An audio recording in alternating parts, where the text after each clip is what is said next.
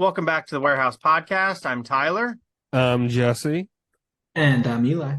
and this is a huge podcast for us because, first of all, it's a celebratory Orioles in first place podcast, and it's Yes. and it's also our trade deadline special, a week away from the trade deadline special extravaganza. It's not the most catchy name, but it's what I came up with in the moment. Right. But yeah, Jess, you came into this this podcast recording session pretty hot and heavy. You're excited. How are you feeling? Yeah, of course. I mean, it's really starting. I gotta say, what I sort of compare this to, at least in my mind, is like the 2014 Orioles when, we had all those extra inning wins, right? And I actually don't know. I wasn't thinking about it strictly in extra inning terms, but now that I bring that up, I feel like the Orioles have been pretty good in extra innings, especially thinking about the most recent win in Tampa in extra innings. But even beyond that, I mean, it's starting to feel a little bit like a miracle season, right? Now there's a lot of time for that to change, but we definitely have a lot of, everything is sort of coming together for the Orioles in the exact way that it needed to in order for them to be this successful. The fact that Bradish, the fact that Wells, Henderson is now playing really well. We have Adley.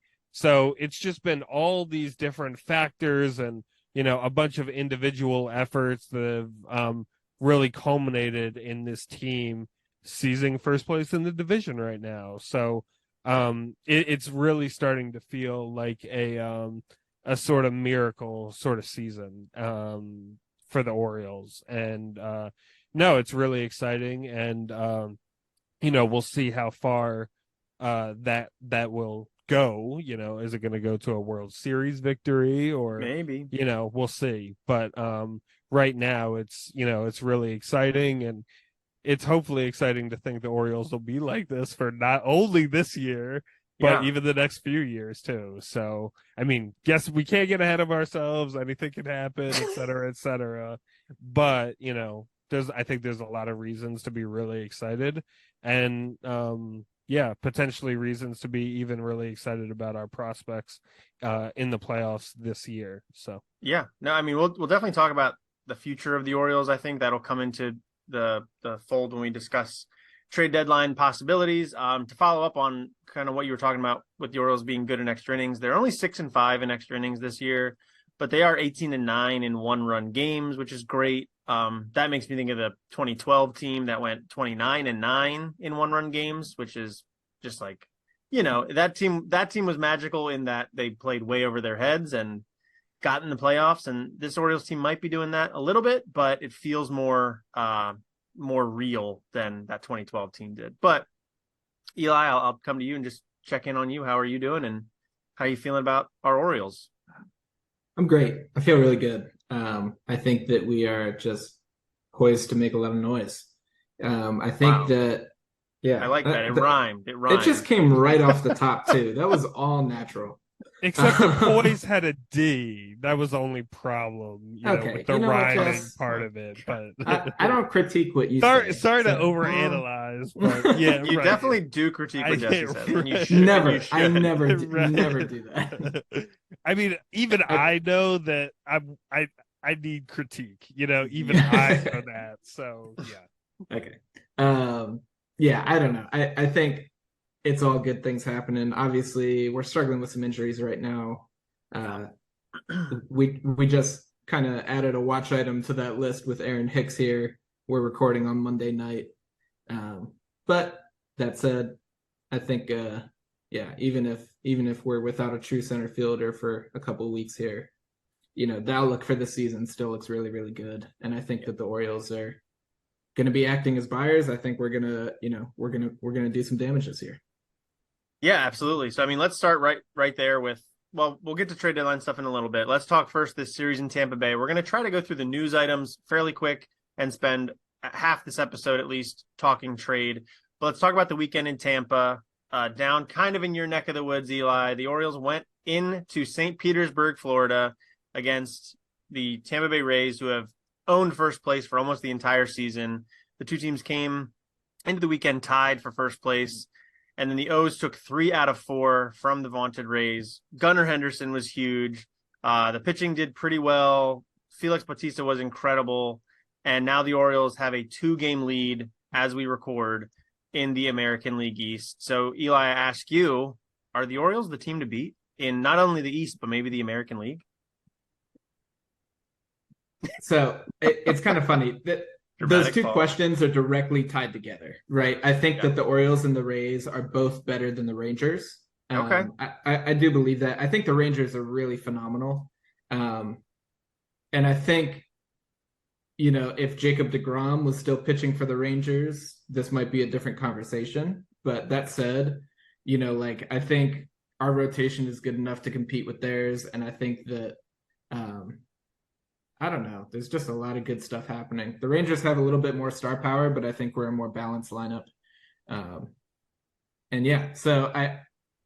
it comes down to the Rays. It is difficult to argue with the fact that we just went into their house and took 3 of 4. I think we're 6-3 on the season against them at this point. So it does stand to reason that we are the team to beat in the East, which means we're the team to beat in the AL. Okay. That said, the Rays are a truly incredible group of baseball players and should not be understated at any point. I don't know. I think everybody's looking up at us at this point. Fair enough. Jesse, he ignored the Minnesota Twins entirely. That's I did. Scandalous. It was rather disrespectful, right? Yeah, well, we're looking down on the New York Yankees, and the New York Yankees are looking down on the Twins still. So this is fair. Jess, what do you think about what Eli just said there? Do you agree that the Orioles are the team to beat, or do you have some reservations there? It's interesting because sort of feeling wise, I have some reservations, right? It's hard to sort of emotionally get myself to sort of feel like that we are the best team in the American League East. But I think sort of at this point, at least right now we are. I don't think we are playoff wise, right? If we get into this is sort of what I was saying about last time we spoke. Going down to the wire neck and neck with the Rays trying to eke out the division. I don't love that for the Orioles. I don't love that situation for the Orioles, right? And the Orioles did benefit. The Rays have been scuffling a bit right now. But a playoff matchup, we definitely would have chances, and we would definitely be competitive with the Rays in the playoffs, I think. But I would not, I would be fearful. Let me just put it that way of that matchup, right? I would definitely be fearful. But with all that said, I mean, I definitely the Orioles do seem like the best team right now, playing right now.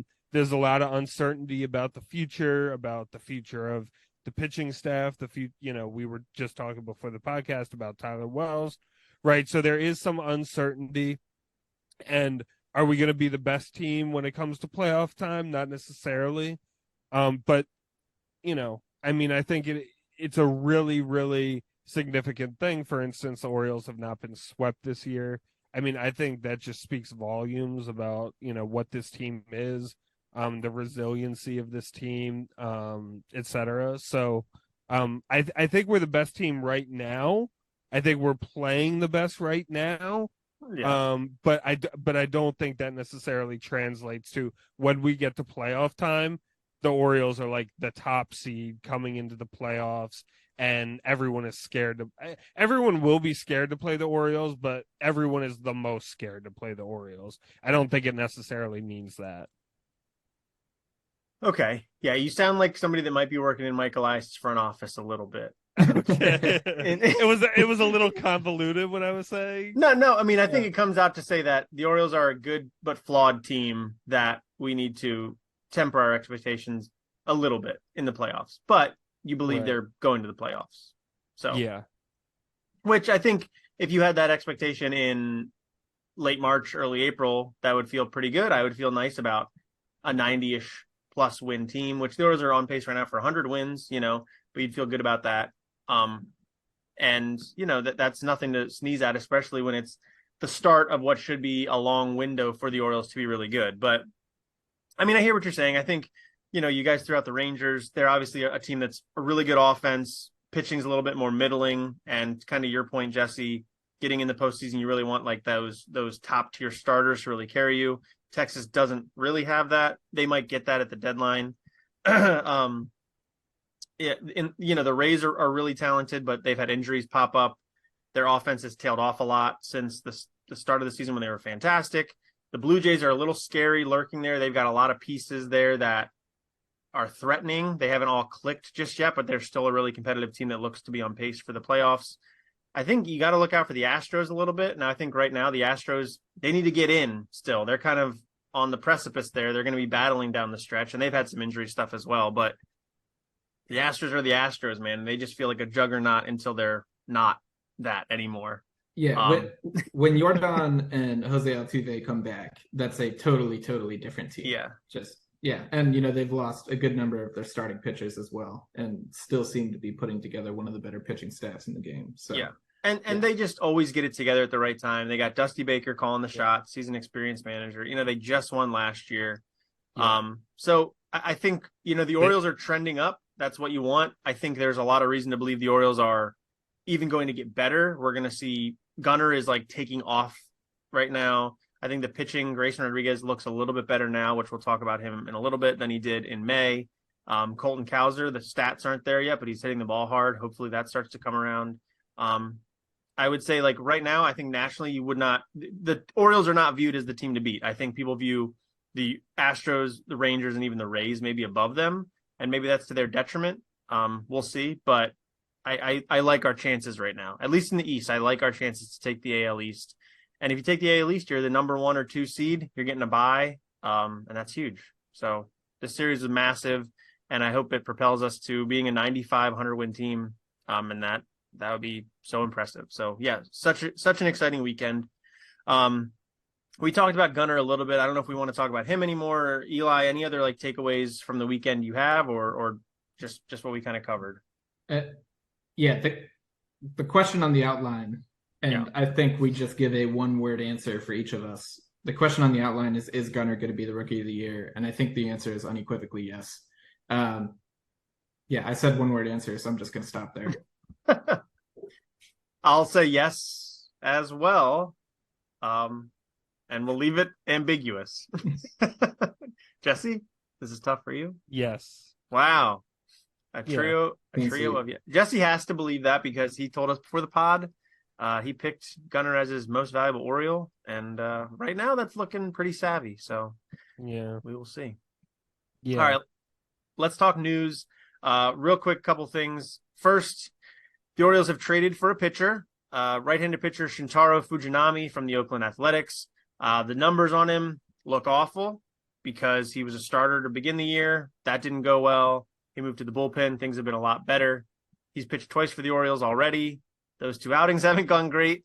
Eli, do you want to give us a scouting report on Fujinami in case people by now are behind the times and haven't looked into what he provides?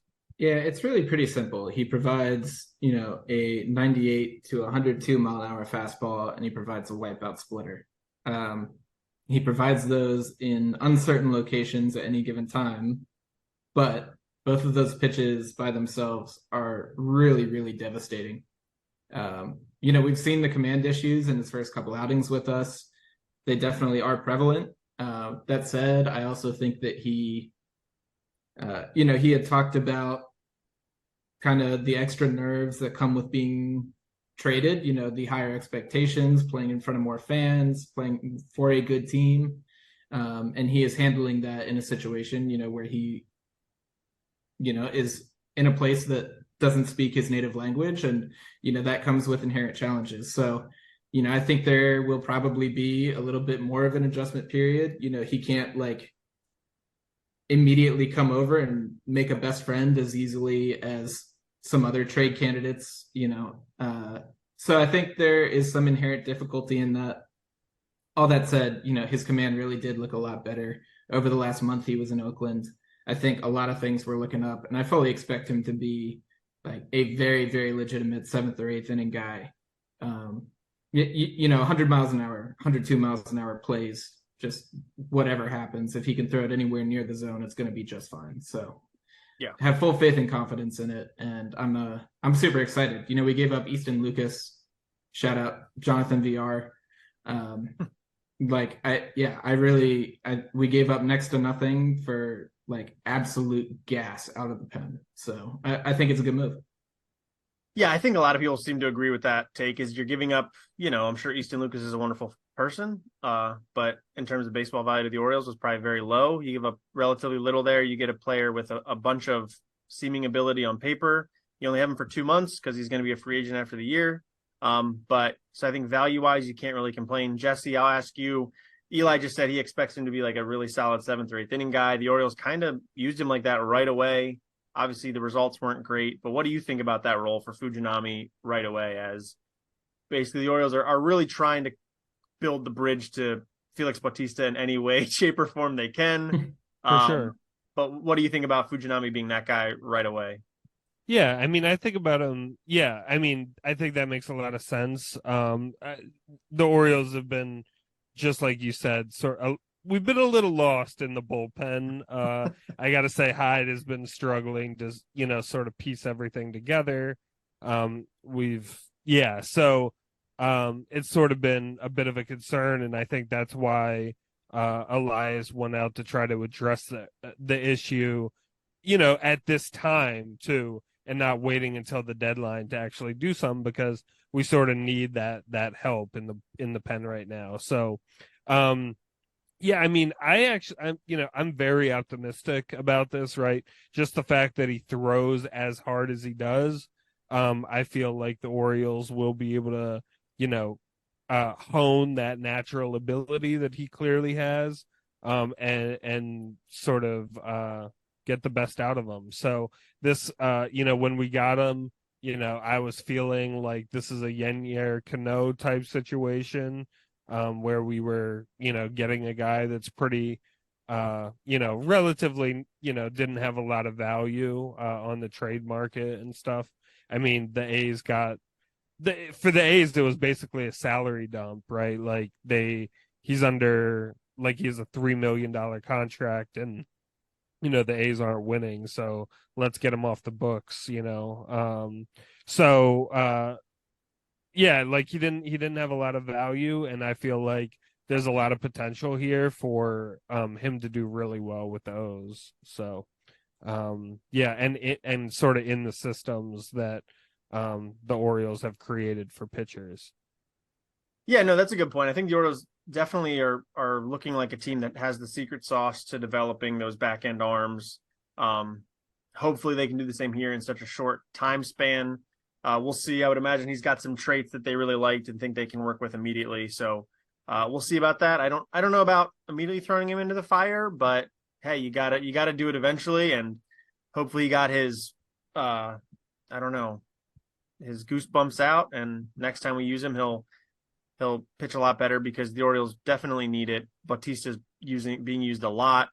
It sounds more and more like we might not be seeing Dylan Tate or Michael Givens at all this year. Who knows?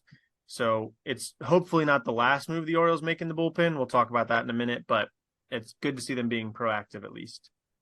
Yeah, I will say if this is the only move that the Orioles make, then it immediately is cast in a much worse light. But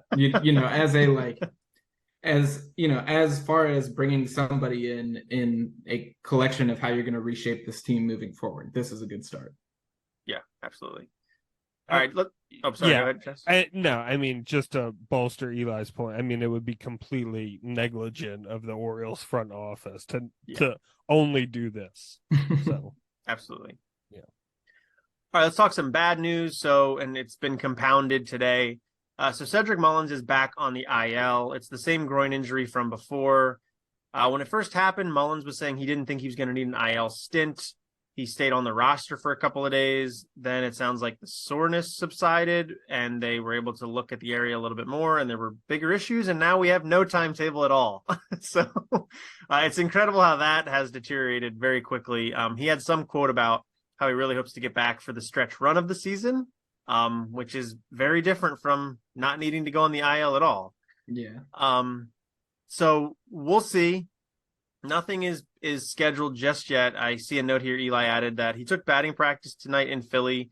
It does sound like he is hitting and throwing, but he is not running at all right now, is my understanding. And running is the issue. And unfortunately, I mean, you could DH him, but he's still gonna have to run the bases. So I'm not sure what the solution is there. On top of that, tonight in Philadelphia, Aaron Hicks had to leave the game with. We're unclear what the injury was. It initially seemed like a wrist issue because he caught the ball and kind of fell on his wrist in an awkward way, but then he was limping off the field. So it's unclear there. I'm sure by the time this gets posted, we'll know a little bit more about his injury, but he was yanked and Colton Cowser went in his spot. So I don't know, Jesse, what do you think about the Orioles center field situation right now? It would appear Colton Cowser is going to be the immediate solution there. Are you comfortable with Colton Cowser as the everyday center fielder, given that we don't exactly know what's going on with Hicks or Mullins yet, or would you prefer an alternate solution?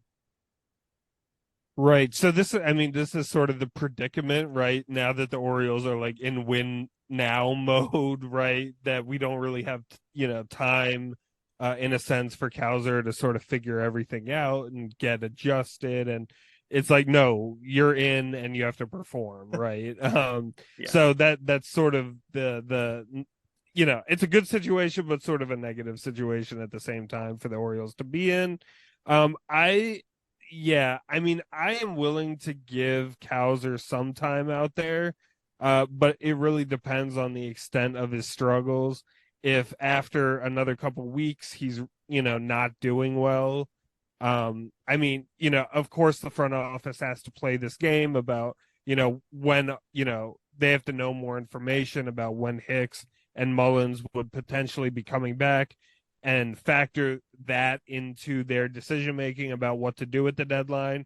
But now I don't think, based on what I saw of this Hicks injury, I don't think it's a season-ending injury, by any stretch of the imagination. Dr. Ginsburg on the case. Right. Yeah. That would be, that would be a disaster and shocking if that were to be the situation. But like if Mullins were, if we knew Mullins was not coming back the rest of the year, for instance, a couple weeks down, at the trade deadline, right?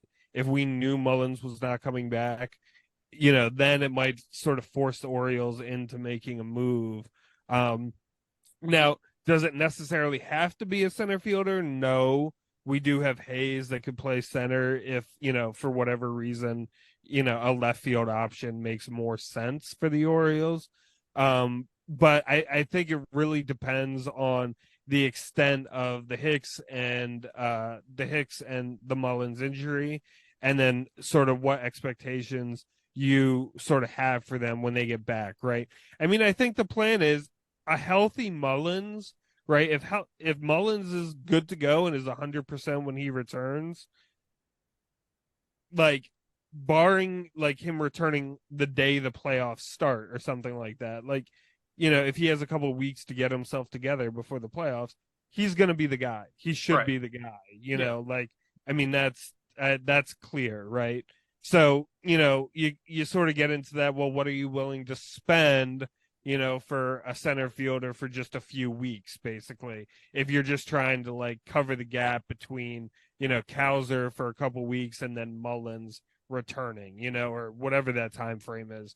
So you get into sort of those calculations about what are you willing to spend and, how much, is this guy actually going to contribute, and, how many wins do we think he would actually benefit us, if we were to bring him here, et cetera, et cetera, et cetera. So, it's not an easy situation for the front office to be in, because you really don't know what you're going to get when Mullins gets back. Cowser is really a question mark. Hopefully, like, he can turn things around, but they're very talented guys that end up coming up to the majors and struggling for 2-3 months, and that is not at all abnormal. So, I think the Orioles are in a tough spot, but I think making a move, even sort of a minor one, should definitely be on the table for the Orioles. And I think that's probably how they're going to approach it too. I don't think they're going to go, make a blockbuster trade for a center fielder. Of course, I think that's off the table, right? But they might need some help out there. Okay, so Jesse doesn't want to go to Ryan McKenna in Norfolk. You don't want to bring him back up and spend. No, okay. No, yeah. So you'll ride with Kowser for the next week at least, see how it goes, and for sure, potentially think about making a move. Eli, your thoughts on the situation? Yeah, I largely agree. Obviously, this is contingent on Cedric Mullins returning healthily within the next, I guess, any time before the end of August. I think you don't do anything. I think that, this Orioles team has a deep enough lineup to absorb the blow. Tyler was saying earlier, we just need to play mediocre the rest of the way. So if we play at a 500 clip over the month of August while we are struggling to figure out who's in center field, that's just fine. I don't think it's worth going and throwing a bunch of value to the Cubs in order to get Cody Bellinger back. It's not a situation like that. Kowser should do just fine. I don't think after this is his 14th game or something like that, there's no reason to think that he is like anything but, the top 30 prospect in the game that he is billed to be. I'm sure he's going to come around. He has shown, the ability to see the ball well, in the sense of he's got a high on base percentage. He's drawing walks, having good at bats. I think that largely we're seeing a lot of the same traits in him that we saw in Gunnar earlier this year. So, I have full faith and confidence that Kowser will come around. He's athletic. He's got the chops to play center field. There's been no issues with his defense whatsoever. And I actually just got a notification. It sounds like it was just a left hamstring cramp for Aaron Hicks. So that reinforces. I think that, we're going to stand pat, and Cedric Mullins being hurt will definitely hurt us, but I think we're able to absorb it, and I think we're likely to see, somebody just called up to help fill in the gaps. Maybe Adam Frazier gets some more corner outfield time, which is not a desirable outcome, but it's what we'll do. You guys, I think honestly we might need to just end the podcast right here, because as we're watching, Mateo just got injured. And, I'm afraid if we keep going, we're not going to have a team in a few minutes here. So he just got spiked at second base. Yeah. I mean, this would be like a yellow card in soccer, if this was soccer. Oh boy. But well, I know we got to take down the guy that spiked him's name, because that was a huge thing when Manny Machado spiked Dustin Pedroia kind of like 8 years ago. So we'll have to. What? I was thinking of Chase Utley and who was it? Wilmer Flores? Okay, well that was like a severe situation where he broke his leg. Right. Yeah. Right. Okay. Mateo is staying in the game, for the record. We are just seeing this now. Okay. Well, that's encouraging. Right. While Jesse started talking, Trainer and Hyde were out. Brian Ebel and Hyde were out on the field, but we're good. I have moving past it. It didn't look good, but yeah. I have the game day 3D up, which has been a thing for a while now, but I just discovered it this past week, and it's amazing. And so I just see the little video game characters like moving around on the screen, and it's so much fun. It's very cool. Not quite as detailed though as no, but you get the gist. The players are all doing what the players are doing. They look like little like Nintendo 64 characters. But anyway, I'll wrap up this real quick on Kowser specifically. I'm all for keeping him in the lineup as often as we see fit. Exactly what you said about Gunnar really struggling. We're seeing Kowser struggle. And the thing about Kowser right now is he's walking at a nice clip over 15% of the time. He's striking out only 17% of the time. So it's almost 1-to-1 there, which for a rookie's great. And his batting average is 111, which stinks. But we just learned he's putting the ball in play a bunch. His batting average on balls in play is only 138. Like it's not going to stay at 138. Even if he gets up to like 250 to 300, like somewhere in an average range, you'll see his batting average go through the roof, and he'll be a contributor at the plate. Now, defensively, I'd much prefer Cedric Mullins in there than Kowser in center field, but I think we can survive for a couple of weeks, and even better if Hicks isn't really hurt for too terribly long. So we'll see. Mullins is an all-star, and it's going to hurt to miss him for any amount of time. But yeah, as long as he's healthy in enough time to get ready for the playoffs and then play in the playoffs, you have to feel pretty good. So let's talk about one more piece of news before we get into the trade deadline. Grayson Rodriguez is back in the major leagues. This happened shortly after we recorded our previous episode. He got called back up. He's made 2 starts so far. The results haven't been phenomenal, but there are some good signs here. In the 2 starts, he's thrown 10 2/3 combined innings, allowed 6 earned runs, 10 hits, 4 walks, 10 strikeouts, and no home runs. Home runs have become a real issue for Rodriguez in May, leading to him getting demoted. He's kept the ball in the ballpark so far. And we were texting back and forth during his first start a little bit. And I think Jesse and I kind of agreed that he probably should have gotten pulled before he even got into the trouble there. Of course, hindsight is 2020.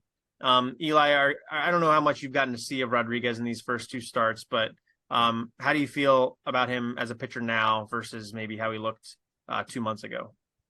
Yeah, I will be honest. I was able to see the Dodgers start. I was on vacation this past weekend, so didn't see him against the Rays. But the big thing to me is like he came out and he was pumping, 98 to 101 against the Dodgers in the first inning. He was clearly super amped up. And yeah, I think he gassed himself out a little bit early. That said, I mean, the stuff looked incredible. It looked better than it has at any point previously this year. He was dropping changeups into righties. And I think that really, the pitch is such a good one that even though it is not used as widely, as a breaking ball to a same-handed hitter, like when Grayson is good, that right on right change dives into the back foot of a right-handed hitter, and that is we saw it. I remember he struck out Mookie Betts on one. I mean, it's a phenomenal pitch, and that's when he's going well. That is his bread and butter. So I think there were some super encouraging signs, and yeah, like we said, I think that the Orioles were in a position where they wanted a little bit more length from him. But he went out there, and he competed. I think he's in this rotation to stay. I think that he's good. So I think they'll let him continue to work it out. If we can beat the Tampa Bay Rays with him pitching, then, we can beat just about anybody with him pitching. So. Yeah, fair enough. Jess, I guess I'll get your take on what Eli just said about him being in the rotation, because he did kind of bump Cole Irvin from his spot. Irvin had been pitching better, I think, recently, prior, compared to what he was doing in Baltimore to start the season. Went to Norfolk, sorted some stuff out. He gets booted in favor of Rodriguez. What do you think about that? And Eli saying that he's going to stick in the rotation for the rest of the season. Yeah, I think that's a likely outcome. I think part of it, would depend on if the Orioles were to go get a starter at the deadline. I don't think they're going to. But if the Orioles did, then I think that would much more jeopardize sort of his spot in the rotation, and maybe he gets moved to the pen and used as a pen piece when it comes to the playoffs or something like that. But I guess I would disagree sort of with the basic, assessment, I guess Eli threw out there, was that he's good. So, the only thing I would say about that, and my main thing is I think I need to see a little more. He's thrown 10 good innings. But, with that said, even before he got sent down, he had some dominant stretches. He put together some dominant starts, and granted, it was, one of these was against the Dodgers, so, and Tampa too. So, he's had 2 good starts, but I think I need to see a little more to feel, fully confident that, we, and he pitched 5 innings each time. Right. So, to me, we're confident that, Grayson, even against a good team, could go out there and throw 5 good innings or 5 solid innings. And that's important. But it just comes back to the consistency for him. And, we'll see. I wouldn't be surprised if, I'm not saying he will, but it wouldn't shock me if he had a few bad starts coming up too, Yeah. I'm sure that's still in him, so, yeah. Oh yeah, for sure. I mean, I think the Orioles have made it pretty clear that they entered the season kind of treating 2023 as sort of a test balloon for a lot of their young guys, and I think they were sort of fine to see what that looked like and what that turned into. They brought in veteran guys to support them. They got Gibson in the rotation, McCann behind the plate, Frazier on the infield, and they've got plenty of veterans in the outfield. Like, they did it in an intelligent way, but it was definitely going to be like, we're going to go as high as our young guys take us. And Rodriguez is part of that. And we've seen the rotation has been good, not great, definitely not great. And it's part of that is because Rodriguez has not pitched as well as I think the Orioles maybe hoped he would. And so it's going to be sort of the same thing for the rest of the season here too, is while I maybe think the Orioles will get a starter, I don't, and we're going to talk about this in a second. It doesn't sound like they're going to be shopping at the high end of the market.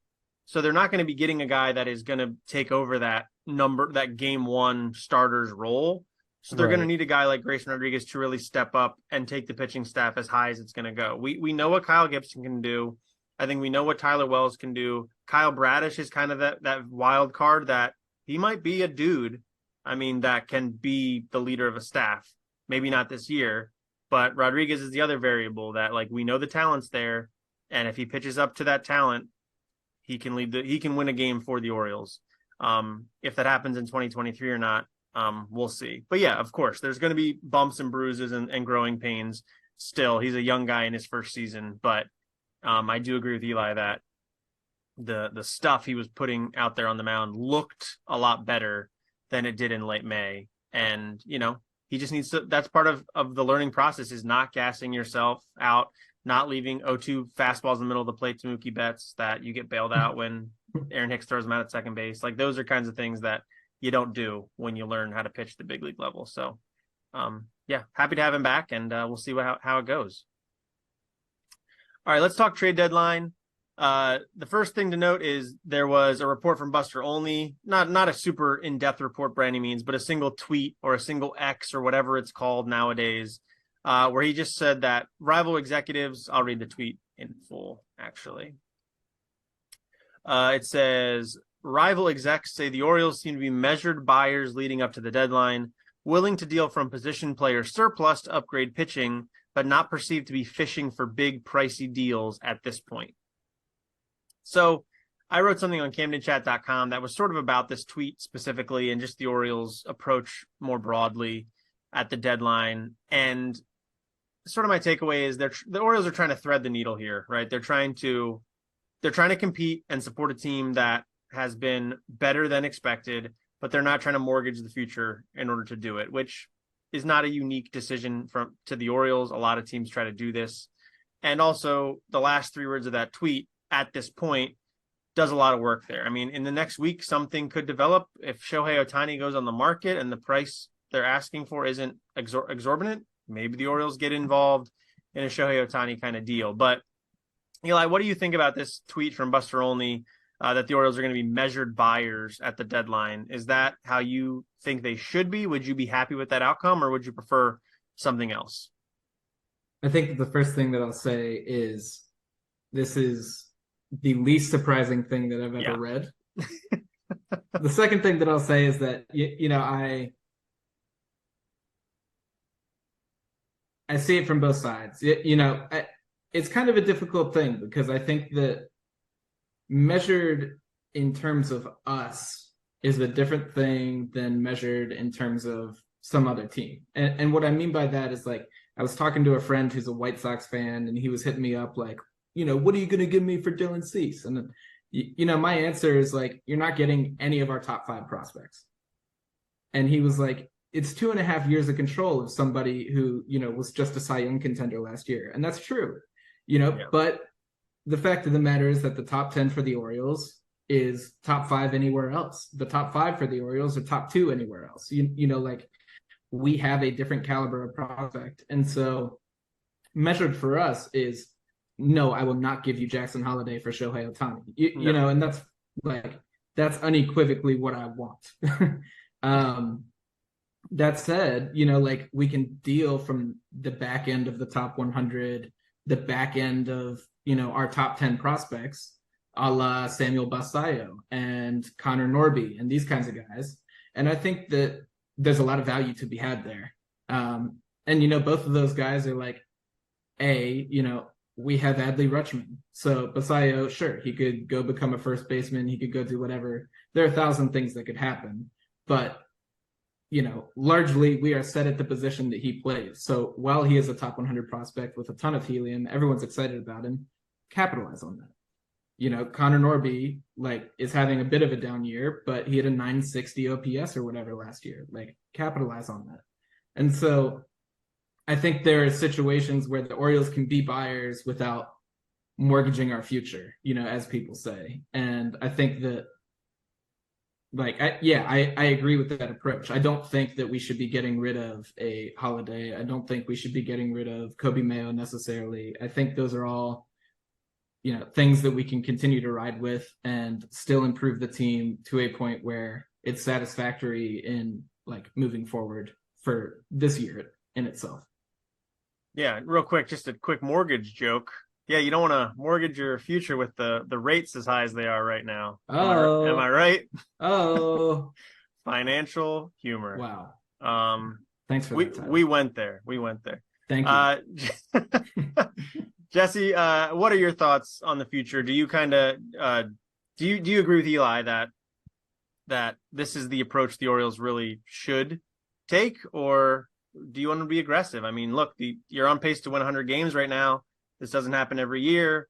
Let's go. What do you think? So recently I have been granted, you know, I know this Orioles front office and I'm not getting my hopes too high, but I have spun the wheels thinking about Shohei Ohtani. And we all have. Yeah, and I think about him all the time. Well, yeah. He is the only thing I think about. Let me rephrase what I'm saying. I have thought about him becoming an Oriole. For recently, you know. I also think about him okay, yeah. I mean, not just hitting thinking the warehouse about him in the abstract, you know. Yeah. So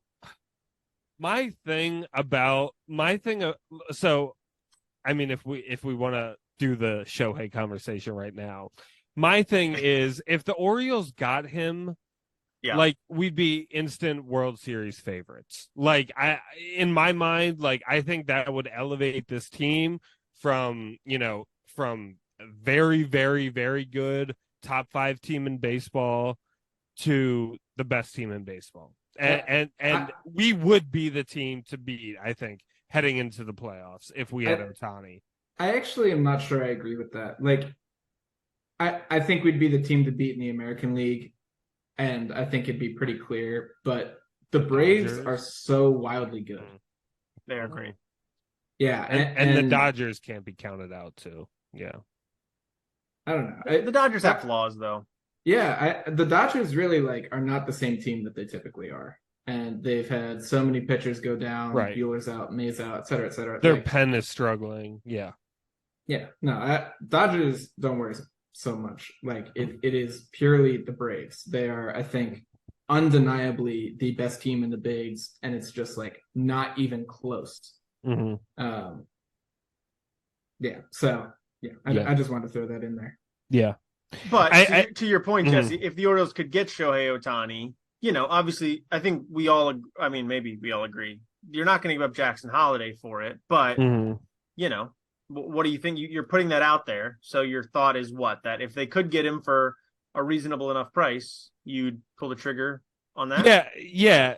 I mean, yes. I mean, well, what's a reasonable price? You've got to give up, like, 2, right. You know, top 30, top 50 prospects. Then you're going to throw in, you know, an already major leaguer and probably 2 more lower level prospects. Like, right. For sure. For 2 months. So for 2 months, but it's like giving the Orioles like a legit shot to win the World Series this year. And if the Orioles were able to win the World Series this year, quote unquote, mortgaging the future or a piece of it, that would be worth it. I mean, of course, like it could blow up in our face and we could exit in the first round. That's possible, but this is a great team. This is a very good team right now, and opportunities like this don't happen all the time. I'm not saying Jackson Holiday necessarily, but go ahead. Yeah, I agree. Like I agree that like we need to push some chips in. I'm not trying to like combat that, but I think that I don't know. Like we are seeing Tyler Wells. Like every conversation that we've had about this Orioles rotation, it's been Wells, Kramer, Bradish. Like those three have really taken steps forward and are playing extremely well. And we've been talking about the concerns with every single one of them hitting their innings limits and starting to feel fatigue. And I think we're starting to see it with Tyler Wells. It's like the walk rates are starting to go up a little bit over the last month. We are just seeing like certain cracks. And so I don't know, Jess, you were saying earlier, like who is the best team in the playoffs? And I think if you are like constrained to a situation where you don't need a 5-man rotation, like I think that our rotation lacks like the upper level talent, like we've been talking, but it is deep enough to compete, on a like constant 6 games a week rotation. Mm-hmm. Whereas when we cut that down to 3 starters, like I think that if we go up against the Rays and it's McClanahan and then Glasnow, it's like that's a different situation. And I'm kind of like almost echoing your point from earlier too. And obviously Ohtani helps that immensely. Don't get me wrong. I'm confused. I feel like you're making the case for Ohtani, but I think you're. Yeah. I mean, what I'm saying is that I think like the cracks in the flaws in the Orioles are substantial enough that I don't know that like it would make Ohtani doesn't fully cut. I think that Ohtani doesn't fully cut it for us, I guess is what I'm saying. Like we'd have to make more moves around the periphery of him. And I think by the time you are done doing that, I think then you have gone past a point where I'm comfortable. Well, so what I would say, though, about the Ohtani thing is I think it remains to be seen. Well, first of all, we don't know he's available. And I'm not sure I buy that the Angels are going to sell him. But I don't think it's going to cost as much to get, to your point, 2 months of him as it would be for a normal, like, star player who's got 2 or 3 years of team control. Like, he's like gone. Soto was. Yeah. Yeah.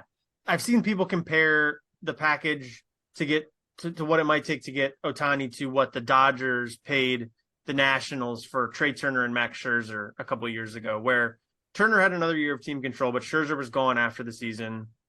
And, you can spin it in your mind to say like 2 months of Ohtani is semi-similar to those two in that time span. They're probably both worth a little bit more than Ohtani in that time. Well, but I mean, to that effect, that was Josiah Gray and Keibert Ruiz, who were both like clear top 50, top 100 prospects. Right. And, like AAA MLB ready. Right. And what I would say to that is if you look at Josiah Gray is really good right now. Keibert Ruiz is fine. Like he's fine. He's a very serviceable big league catcher, but they're prospects. Like we don't know what they're going to turn into. We're seeing all these guys with the Orioles are now these young guys. The odds that Westberg, Cowser, Henderson, Rutschman, like all of them turn into like studs that start every single day are low. Like we're seeing it with Rutschman and Henderson. They're good. Cowser, Westberg, we'll see. Ruiz, okay. You could give or take him as your everyday catcher. Maybe you find somebody better. Josiah Gray, I think, is in most big league rotations in the league. Like maybe not all the infielders are going to work. You need to trade some of them to get something back. For sure. Maybe Ohtani's not the move, but you get him, you solve a rotation spot, although he's had issues with blisters and stuff lately. But theoretically, you solve a rotation spot, and then you also add a power bat to your lineup anywhere. Right. Like you figure it out. That's how I was thinking about it in my mind, is it solves two things the Orioles could use, right? Yeah. So I mean, yeah. it causes issues too, because the DH spot right now is essentially like a half day off for a guy every other day. Rutschman's going in there twice a week. They'd have to change how they get Rutschman in the lineup. Like, it does complicate things a little bit, but in a good way. But I think we're all kind of saying the same thing, which is that I think we'd love to have Ohtani in a vacuum, like on the Orioles, but it's about what it's going to cost to get him onto the Orioles. And maybe some of Right. us can stomach it, others can't. And it's also, the Orioles' interest is greatly diminished because they're not going to pay, the 500 million to re-sign him. So, or the 6 or 700 million to re-sign him in the offseason. So, if the Orioles were trying to make that move, then, maybe, a deadline move would, make more sense. Than just, getting him for knowingly 2 months. And which is unfortunate. But yeah, I mean, I have been thinking about this because I mean it's so tantalizing to try to figure something out for him. And the Orioles have so many available prospects, that could go and really wouldn't compromise, the overall direction, I think, of the Orioles in the future, right? So yeah, well, I think that's the whole it's thing. Is tough. I have to imagine that Mike Elias has a pool of players that, and it's not just Mike Elias, it's the whole front office, has a pool of players that they're comfortable trading this deadline because Absolutely. they know they have to do it. And some of them are top 100 types. We've talked about the infield. We have a connection to Joey Ortiz here, but he's certainly in that category. Connor Norby's in that category. Cesar Prieto might be in there because he's another high minors guy. And then you start getting into some of the outfielders that are maybe a little bit younger because the outfield talent is Cowser and Kerstad, and you got Enrique Bradley now coming behind him. Bradfield, sorry, I was thinking of Jackie Bradley. So I think then that becomes like Dylan Beavers and those types. But yeah, I just think there's a pool of players to get moves done, and I think you kind of talked about this, Eli. And once those funds are exhausted, what do you do next? And I don't know. They're not going to go all in. It's not surprising, but they got to make a couple moves, and there's only so many players to go around. So we'll see. But back to the Buster Only tweet in general. Like you said, Eli, though, it's not surprising. This is what we expect from the Orioles, and I don't think it's not a bad way to go. We'll see, but yeah, not surprising at all. I have to say, like, as an Orioles fan, and my guess is a lot of Orioles fans sort of feel like this. It really is a hard pill to swallow, right? Because the Orioles have all the evidence that they are headed to the playoffs, right? And I'm not saying not getting Ohtani. I'm just saying, the measured sort of approach. It's a hard pill to swallow because the Orioles have all the evidence that they are legitimately a good team, that they are a threat in the playoffs. We have probably the best farm system, one of the best farm systems in baseball, right? So we have the most available, they're people, but resources, quote unquote, in order to acquire the talent that could support this major league team. Mm-hmm. And even with all that, the Orioles front office is not going to do that as decisively as we would want them to. Yeah. And that is disappointing. I will say, like, I feel like we're saying this every 6 months now, but this winter does feel like it should be a little different. They're talking, the talk around the Orioles is a little bit different. If they sign some big free agents and they take 2024 really serious, that'll feel good. But yeah, it feels like something's empty here. Like, you might win 100 games. Like, it feels like a time to go for it. And they're not gonna do that, it doesn't sound like. So yeah, you're right. It is a little bit disappointing. But we got 8 days here to maybe they'll prove us wrong. We'll see. Yeah, the only other thing that I'll say, right? It obviously you cannot take like a 100 win season for granted, Yeah. but the point to the contrary is that because of the market as it's shaping up at this trade deadline, right? You cashing in these poker chips is going to be a much lower return on investment for the caliber of player and quantity of player that you are going to get in return than if you hold on to them 3 more months and you wait until the off season, where like a trade market is set by the people who go and make trades. It's like, I think that the situation's a lot different because there is obviously not that time pressure and you don't have the context of the standings and everything like that. Obviously, I am not one to say that the Orioles are like, that frees them from making any moves. Definitely, like, you have to do something. I just talked about like trading a couple top 100 guys, multiple top 100 guys should go at this deadline. I am just saying that I understand the sentiment that, if we do hold on to some of this prospect capital, we go into the off season and then we can like really, really do damage, come back in with the exact same core that we have this year. And for all intents and purposes, give it a better shot next year if we trade those guys in this off season than if we had traded them mid-season right here at the trade deadline. That's all I'm saying. I guess my general response to that, right? and I hear that, right? And I understand that all the evidence wasn't there that the Orioles were going to be good. But the Orioles sat on their hands last off season, They sold, the off season, yeah. Sure. I mean, that's if they had an active off season, I'd be more sympathetic to that. But now that we're good, now it's like, oh, well, now we have to wait another 3 months for the market to be a little more favorable. I know you're not saying do nothing. I know you just said trade a couple of them. You know what I'm saying?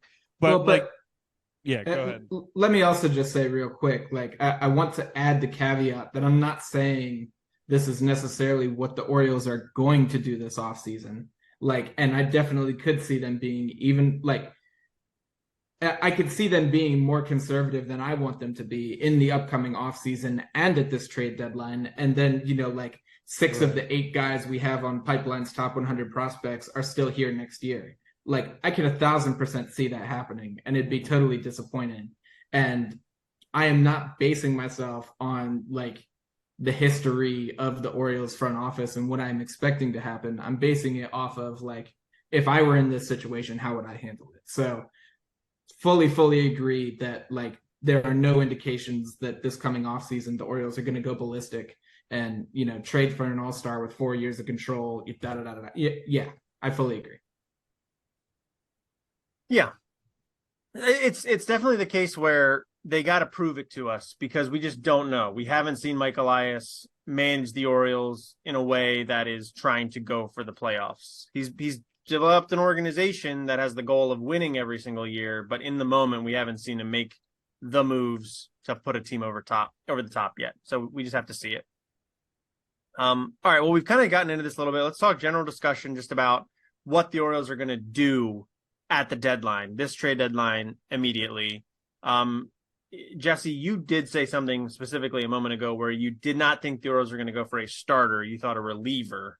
Yeah. Do you want to expand on that? And do you want to like name some names of guys maybe you're eyeballing, or what do you want to do here? Well, I mean, the guy I was thinking about was Josh Hader. Now, it's sort of debatable. Now, granted, I don't love Josh Hader as, but given sort of the Orioles situation, I think that he would make some sense. First of all, he's a power arm from the left-handed side, which would be a nice sort of counterbalance to Felix. We have Perez and we have Coulomb. Coulomb is a soft throwing lefty, and Perez is, he throws pretty hard, but is has been relatively struggling this year relative to last year, especially. So, no idea, and of course, still not sure whether Hader will be available. The Padres are kind of in an interesting situation where they could be either buying or selling. A report actually just came out today that they are listening on Snell and Hader. Okay, yeah. So, yeah. So I wouldn't.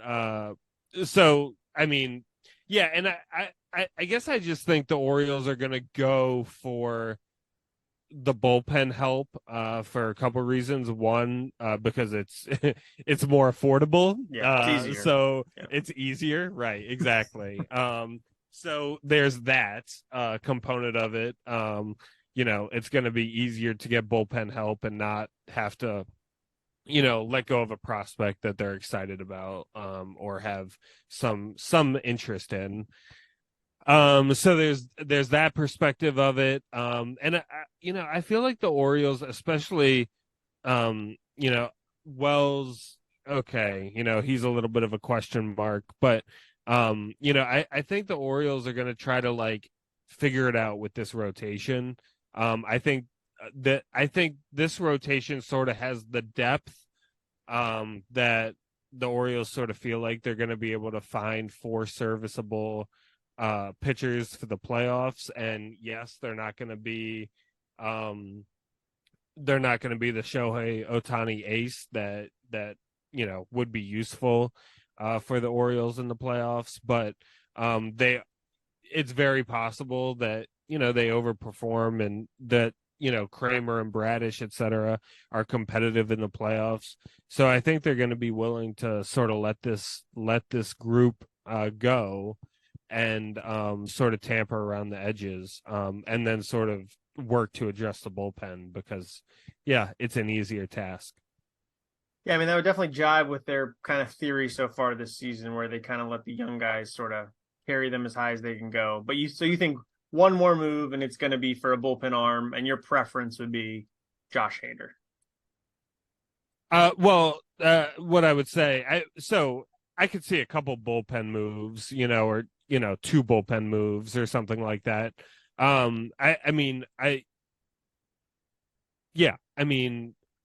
Again, I don't love Hader, but I think like as a baseball player, he would fit in well with the team and would be a good piece for the bullpen. So yeah, Maryland guy. Orioles drafted him, not this Orioles regime, but yeah. Okay, cool. Eli, what do you think? I mean, I know you got on here about our outline about starter versus reliever, so I don't know if you want to answer that question and then maybe get into specifics. Yeah, I actually agree with Jess. I think they go reliever also, partially for, yeah, it's just like he said, partially for the cost to acquire and partially for, I don't know. I think that we have the makings of a, like sufficiently good playoff rotation. I don't think that it's fully rounded into form, but I think that by the end of the year, out of Grayson, Wells, Bradish, Kramer, and Gibson, you are going to have 3 guys that will, like be solid enough to carry you through the playoffs. Like probably not Gibson, but hopefully Grayson will round into form, and then Kramer and Bradish have been objectively awesome. We've talked about Wells a couple times, but I do just want to reiterate, like his calling card was his whip, was the best in the American League. It might still be, but over 4 games in July, it's already up over 1.5. The batting average against him has gone from 177 in April, March, 176 in May to 257 over these 4 games in July. So definitely, like, we are starting to see some cracks. And so I think that the Orioles are going to try to further and further shorten the game for these starting pitchers.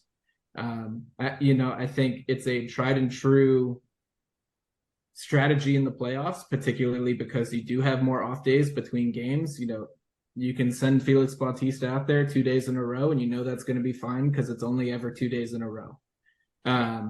He will get a day off the next day. So I was also looking at relievers, and Jesse mentioned having a lefty to kind of balance out the back end. And somebody had mentioned, I think it was actually Jim Bowden, was just talking generally about trade candidates. And my eyes kind of were drawn to Brooks Raley. Super soft thrower. Yeah. But man, he is in 99th percentile in hard hit percentage, 97th percentile in average exit velocity. Like he is striking guys out. He's like from a bullpen fit perspective, he's also kind of a soft thrower. He only averages like 90 on his fastball and is super sweeper heavy. He throws a sweeper 40% of the time. So it's definitely a profile that is akin to Danny Coulombe's. And, that's like a knock on him inherently. But at the same time, Raley is a taller, lankier guy, whereas Coulombe is a shorter and more like drive through the plate kind of guy. So I think that there is like enough separation there. And Raley still, has, I think, 3 years of control remaining after this. He's old though. Yeah, he is old. He's already 35, but yeah. Yeah. But like the results have been really good and they were really good last year as well. So definitely, I think there's something there, and he'd be relatively affordable, like we said.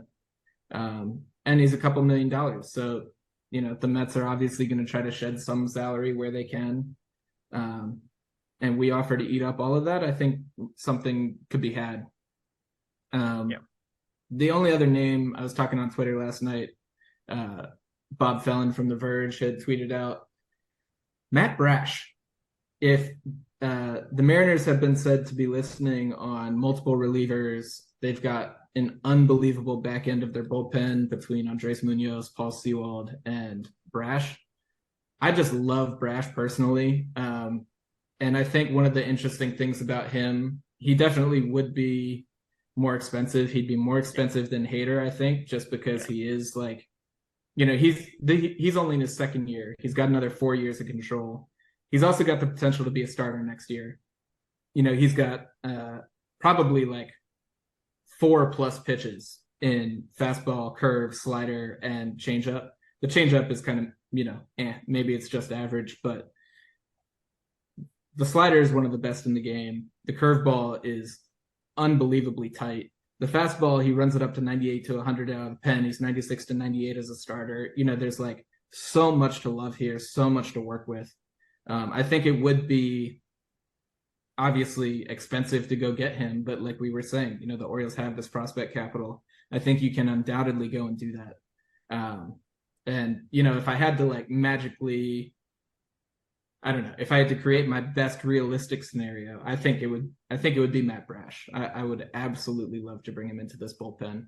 And he's, I'm talking about him as a potential starter next year. He is capable of going multiple innings. He is capable of, if Cano has thrown in the past day or past 2 days, whatever, you go ahead and Brash can give you 2 innings to bridge you to Felix. And I think he's versatile. I think he's got the high upside. I mean, he's in the 99th percentile in K percentage. He strikes out guys like there's no tomorrow. So like Felix, absolutely. And he throws 98 miles an hour. I think he's just absolutely phenomenal. Kind of a low arm slot, like low vertical approach angle, like all sorts of good stuff. So yeah, no, I like it. Raley was definitely on my list. I've had him on fantasy most of the year. And he gets holds, older guy with some control. If they do talk to the Mets, I kind of like a 2-for-1 special. They got David Roberts in there. Right. That'd be a fun little combo. Definitely interesting. Yeah. Righty lefty. You could do something like that with the Cardinals too. The Cardinals are going to be trying to unload guys. Jordan Hicks is available there. They got their closer, Giovanni Gallegos. I can't say that name, but that'd be fun. You had it, Gallegos. Gallegos. There we go. So I'm kind of of the same mind as you guys. I think if they do go get a guy, I kind of like Michael Fulmer with the Cubs a lot. It's a boring addition, but been around the league for a long time, has started in the past, could probably go multiple innings. You probably put him in there as like your 6th, 7th inning guy. I kind of like Fulmer a lot. I do think they need 2 arms. Well, here's what I'll say. if DL Hall can come back and be a bullpen guy down the stretch, which I would love this season, then they only need to get one guy. Because I think DL Hall can step in, be a guy, throws hard, going to walk some people, but is exciting and should be as fresh as it gets. Like, he's not pitching right now. He's in Florida lifting weights. That if they held on to him, I would love DL Hall in the back of this bullpen to round out the year. And then you go get a Michael Fulmer, a very boring whatever addition, and rock with that. If not that, then I would love a 2-for-1 deal with the Mets for Raleigh and Robertson. That would be amazing. Because Raleigh, his name's Brooks. You can't go wrong getting a guy named Brooks and putting him on the That's Orioles. true. It fits in Baltimore. Absolutely. I mean, the only thing to say about that is, of course, we probably need the bullpen help for the regular season, but, and it's probably too early to be penciling Grayson into the bullpen in the playoffs. It's definitely too early for that because, he's a very legitimate chance to be a starter in the playoffs. But with that said, because he could be a starter, I guess you can't really factor him into the bullpen at the deadline, but that would be an alternative way to, get playoff bullpen help, That's true. If he doesn't make the cut for the rotation. Yeah, similar to in 2014, they put Gossman out there in the pen, and he was really good in the bullpen in the playoffs. That was huge in that Tigers series. So no, I think that's legitimate as well. And plus, with the way rosters work, you could leave a guy off for one round, bring him back the next round. That's a way to. I mean, you got to get to the next round, which is a bit of a gamble, but that's the hard part. Yeah, there's a lot of ways to play it. So I do think I agree with you guys that they're going to go reliever first, but because I just don't think they're going to pay the price you're going to need to get a starter that has the multiple years of control like a Dylan Cease. I just don't think they're going to do it. And then to your point, Eli, earlier about the value, getting a starter for 2 months is the value there. I'd love Lucas Giolito, but for 2 months, I don't know. And you can sign Lucas Giolito in December for a 4 or 5 year deal if that's what you want to do. So yeah, I think we're kind of all in agreement that they need to go get bullpen help. Hopefully they do it and don't have to give up too much when they're doing it. We'll see. All right. Well, anything else to add to the trade discussion before we kind of wrap stuff up? I'm happy. Hope the O's do something. Yeah, gotta do something. I guess I will say, this is worth saying. I in this podcast have taken on the role of, I feel like the more conservative out of the three of us as to how much we need to spend. Yeah.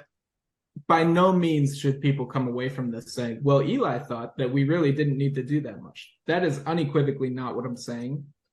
And again, I think that multiple top 100 prospects need to be on the move this year. I think that we can go and get a lot of value here. This is a phenomenal team. And if we abstain from investing in it in any way, shape, or form, as Jesse said, that's totally negligent. That is a failure on the part of the front office. This team is so good. And we're seeing baseball at a caliber that we have not seen in Baltimore in almost a decade. It's super exciting.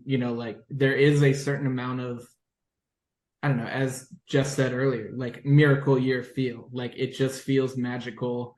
We've got the dope celebrations. We're all having fun. There's a lot of laughter, a lot of smiling, and it feels like things are clicking at the right times. We're getting into the dog days of August, quote unquote. And this team looks like, it's coming off its hottest series of the entire year. Maybe not hottest, but its biggest series of the year, taking 3 of 4 from the Rays, right? So there are so many reasons to say that we need to go and we need to get some guys and invest in this. Yeah. So I just want to make sure that people understand where I'm coming from. Oh no, absolutely. And I'll add to that about it feeling like a magic season is it's also just because they are winning at the rate you expect a really good team to win. And I think us as Orioles fans we're all near Jesse and I are 30. Eli's a little behind that. We're just not really used to it. So I think I don't exactly know as a fan how to feel when my team is good, when my baseball team is good. We're in uncharted territory. Well, we are. For We sure. are. It doesn't feel normal. I'm used to, like, by July, I'm like, all right, the Ravens have a preseason game coming up. Like, maybe I'll watch the first quarter of that. Then I'll put the Oriole game back on when the starters get pulled. Like, that's how I start thinking in July most years, because I love the Orioles. The Orioles I care about way more than the Ravens, but I know the Ravens are usually going to be pretty good, whereas the Orioles are usually going to be pretty bad. So I'll try to start balancing the two in late summer. But this year, it's just not even on my mind, and it's just different. And last year was a lot of fun. This team is another level, and yeah, I want to double down on that feeling. So I'm with you, Eli. All right, well, that's all we got for our trade deadline extravaganza. We'll be back a couple days after the trade deadline, but if something crazy happens, we'll definitely try to get on the mic and give you guys our 2 cents. But let's be honest, if the Orioles trade for just like 2 relievers, I don't know how much there is to really say about that we haven't just covered. But yeah, anything crazy, we'll get on there, but we'll probably be back in 2 weeks or so. If you guys like what you hear here, please subscribe to the podcast on Spotify, Apple Podcasts, or wherever you get your audio entertainment. You can also go to Substack. That's thewarehousepod.substack.com. You can subscribe to our email list. You'll get the podcast directly to your inbox. You should please follow us on Twitter or X or whatever it's called at the Warehouse Pod. Well, I don't know what to call it right now. We also have a YouTube channel, which we're getting really good engagement over there. So just search for us on YouTube, The Warehouse Podcast. We'll come up. If you don't see us there, go to where you're getting this podcast here, and we should have a link to it somewhere below that. So check that out. We'd love to get to 100 subscribers on YouTube before the end of the season. I think we're at like 60 some right now. So get our numbers up over there. That'd be awesome. Yeah. I got something to finish with. I was going to say, please rate and rate us 5 stars. Give us a thumbs up, all that jazz. That's it. Eli, what do you got to say? Sorry. Tweet from Mr. John Morosi 41 minutes ago. Sources: Orioles, D-backs. Among teams inquiring with the Angels about Shohei Ohtani's trade availability. Oh! Both clubs' interest has been described as due diligence. Okay. Both teams have the young talent base conducive to making a trade. At MLB Network, at MLB Pipeline. Tweeting like Don't know if I needed to say those, but I felt like I should just finish it out because I was on a roll. Oh, wow. That is huge. I'll tell you, there's something magic about this episode. A lot has happened on the peripheral of this episode. Well, we also didn't mention, that among our other injury scares, we also saw Colton Cowser foul a foul ball off his leg. So there's definitely some bad juju about center field at Citizens Bank Park right now. Yeah, maybe we should get out of here. I guess. I guess the tweet doesn't warrant another Shohei Ohtani discussion. No. But yeah, We kind of covered it. We covered it. We would all love to have him. It's just about what it costs. Yeah. Right. The sun has gone down, and we can no longer see Jesse anymore. So I think he's also laying down now. He didn't start the podcast laying down. I'm not really laying down. What does that mean? Okay. I'm kind of at a 45-degree angle, so I'm part upright and you're part reclined. back. Yeah. But the legs are Yeah, horizontal. right. The legs are horizontal. True. Well, but that's always the situation because I don't have a chair in here. Oh yeah, we can't be buying chairs and putting them in our. There's our not really room. space. Yeah, it's a New York bedroom. Yeah. So that's true. But That's true. yeah. So all right. Well, if an Ohtani trade happens, we will some combination of us, one of us, two of us, three of us, we'll get together within 10 minutes of the trade. We're gonna be on it. Yeah. All right. Oh Well, that's a promise. Do we need to be starting a tweet storm at Mike Elias to go get Ohtani or something? No. Well, I'm sure he would listen to that. Yeah, I'm sure that would. We change did his mind. Yeah. We did do that for Caleb Joseph, and it didn't work. So If it didn't work for Caleb Joseph, then I don't see how it could work for Shohei Ohtani. right, if we couldn't convince him to sign up for Caleb Joseph, which would have been the only player to ever go a whole season without an RBI. that's true. What are we doing? That's a unique talent. I'm just saying. And he got a sponsorship from an athletic supporter or a cup or whatever many years ago. So I do not remember that, but you don't remember that? Look it up, Yeah. people. Caleb Joseph, Okay. groin injury, and then cup sponsorship. Do that incognito mode. But well, a lot of love to Caleb Joseph. all right, well, we're running out of things to say, so we're going to get out of here. But yeah, subscribe, follow, like, do all the things. Until next time, this has been the Warehouse Podcast. I'm Tyler. I'm Jesse. And I'm Eli. Thank you for listening.